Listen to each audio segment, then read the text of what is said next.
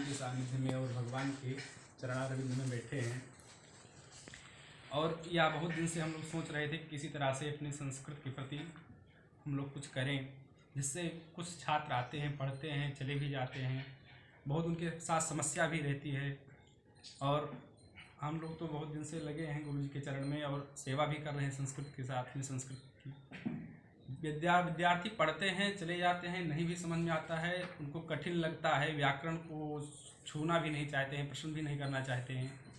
तो किसी भी विषय को सरल ढंग से रखते हुए उसको समझाया कैसे जाएगा, उसको पढ़ाया कैसे जाएगा, इस प्रकार से इस संस्था के द्वारा ठीक प्रकार से सुचारू रूप से उसका प्रशिक्षण कराया जाएगा। और जहाँ अपने देश क्या विदेशों में संस्कृत की जो अधिक मांगे हैं और अपने यहाँ से लोग संस्कृत पढ़ के जाते हैं, विदेशी भी आकर के पढ़ते हैं, सब लोग पढ़ते हैं। वो लोग कहते हैं हमारे वेद में बहुत कुछ है, पर हम लोग उस वेद में गोता लगा करके खोज नहीं पाते हमारे यहाँ अंदर क्या है, हमारे संस्कृत में क्या है।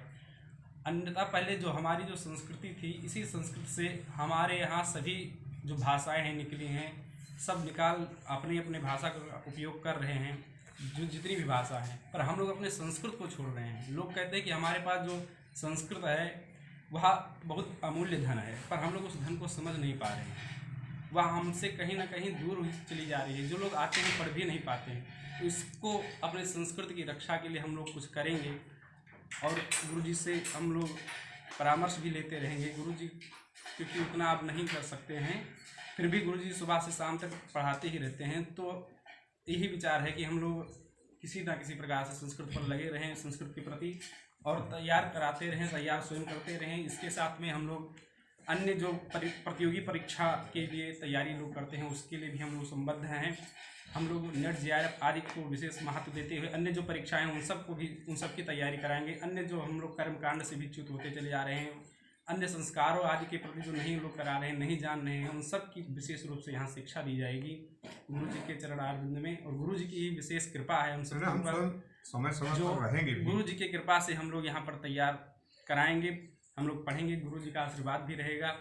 और जैसा आज गुरु जी कह रहे हैं कुछ प्रारंभ किया जाए, तो जो कुछ है हम लोग, जैसे हम लोग राम का रूप रखते हैं, तो राम जो है अकारांत है, पुल्लिंग शब्द है। जब राम का रूप हम रामः रामो रामा रट लेते हैं, इस प्रकार से हजारों लाखों शब्द अकारांत पुल्लिंग शब्द मिलते हैं। तो एक शब्द रटने के बाद में, स्मरण करने के बाद हम लाखों रूप चला सकते हैं उस तरह से। इसी तरह से पठित पढ़ता है, हम उस प्रकार से यदि याद कर लेते हैं, स्मरण कर लेते हैं, तो जाने कितने उस प्रकार की धातु के रूप याद हमको याद हो जाते हैं। हमारे संस्कृत में संक्षिप्त रूप से बहुत बढ़िया से सिखाया जाता है, जैसे प्रत्याहार शैली में। हमारे यहाँ अयुड़ रेल जो व्याकरण का भगवान शंकर का जो सूत्र है, उनके द्वारा 14 सूत्र हम लोगों को प्राप्त है, उसमें प्रत्याहार शैली से खूब बढ़िया से उसको बताया गया है। जैसे प्रत्याहार भी है, अण प्रत्याहार है, तो अयुड़ में आ ई उ लेते हैं और ऋड़ा के साथ में उसको जोड़ देते हैं, तो अण प्रत्याहार बन जाता है। जैसा आप लोग जानते ही हैं।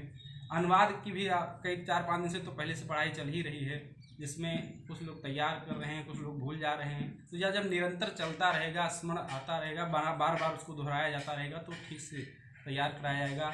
और आगे भगवान की इच्छा और गुरु जी की कृपा से यह जो है आगे ले जाया जाएगा और बढ़िया से इसमें अध्ययन कराया जाएगा। आप लोग कृपा करके आकर के और पढ़ें और अधिक से अधिक इसका लाभ उठाएं। जय सिया राम।